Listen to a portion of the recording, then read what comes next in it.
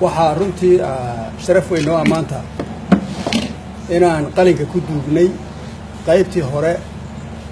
ee mashruucii World Bank ina siiyay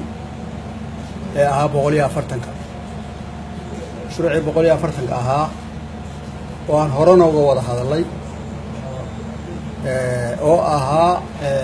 abaalmarin aan oran karo shaqadii aan soo qabanay ee ahayd geedi socodka deen cafiska waan muddo dheer ku soo jiray 80kii ugu horeeyay oo madaxda World Bank soo ansixisay ayaan maanta saxeexnay waxa markaa maanta bilaabmaya waxa weeye dhaqangelintii lacagta 80 milyan sida agaasimood idinku sharaxay ahayd waxay u kala qaybsan tahay dhaqangelinteedii baynu bilaabayna maanta hadii Ilaahay yiraahdo waxa ku xigi doona 40 milyan oo mashruuca oo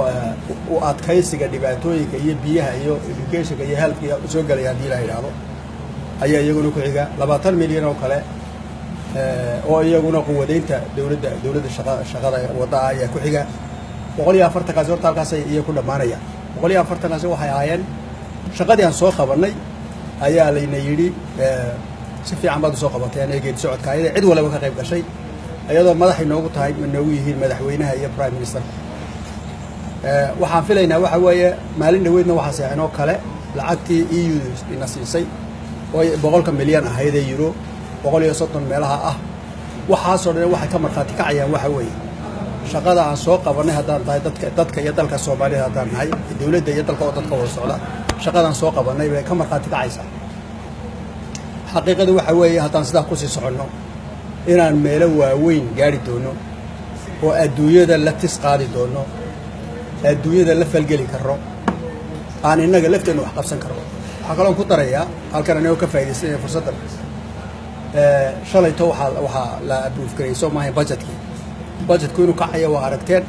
waxa soo dhan waxa mahaddeed iska leh waa ummadda Soomaaliyeed dadka Soomaaliyeed ee nagala qayb galaya geedi socodka in ama deynta la inaga cafiyo ama dalkeenii dhaqaalihiisa la soo noqon hadii beedma waxa filaynaa sanadka soo socda inay wax ka wanaagsan ima dooraan